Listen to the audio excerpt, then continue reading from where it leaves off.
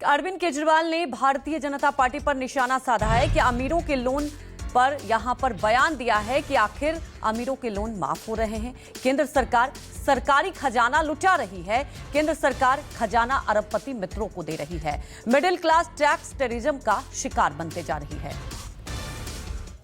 एक middle class का आदमी जो साल में 12 लाख रुपए कमाता है, केंद्र सरकार ने इतने टैक्स लगा दिए, वो इनकम टैक्स देता है, जीएसटी देता है, सर्विस टैक्स देता है, प्रॉपर्टी टैक्स देता है, एजुकेशन सेस देता है, कैपिटल गेन्स टैक्स देता है, रोड टैक्स देता है। ये सारे टैक्स अगर एक साथ किए जाएं तो 12 लाख इनकम कमाने वाला आदमी कम से कम 6 लाख रुपए अपनी आधी आमदनी सरकार को टैक्स के रूप में दे देता है। तो जब वो देखता है कि केंद्र सरकार, मैं तो टैक्स पे टैक्स दे रहा हूं, मैं तो 6 लाख रुपए साल के टैक्स दे दिए और मेरा 6 लाख रुपया अरबपतियों के यहां चला गया, मेरे को लूट लिया गया, तो वो बहुत दुखी होता है मिडिल क्लास वाला।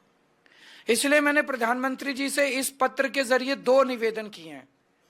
एक तो चाहे कानून लाया जाए, चाहे ऐलान करे प्रधानमंत्री जी कि अब इस देश के अंदर किसी भी अमीर अरबपति के कर्जे माफ नहीं किए जाएंगे। बहुत बड़ा स्कैंडल चल रहा है, देश को धोखा दिया जा रहा है।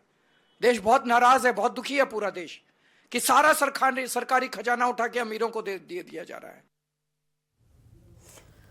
तो हमारी सहयोगी दिव्या अग्रवाल भी हमारे साथ जुड़ी हुई। दिव्या, आप देख रही हैं कि लगातार तमाम मुद्दे, और आज अरविंद केजरीवाल ने अब मिडिल क्लास को लेकर एक बड़ा निशाना जरूर साधा है भारतीय जनता पार्टी को लेकर, क्योंकि आप समझ सकते हैं एक बड़ा वोट बैंक होता है बीजेपी को लेकर। तो अब क्या इस जितने चुनाव नजदीक आ रहे हैं, दिल्ली का चुनाव इस बार वाकई बेहद ही दिलचस्प और कई मुद्दों को लेकर आप देख रहे हैं एक दूसरे पर वार पलटवार हो रहा है।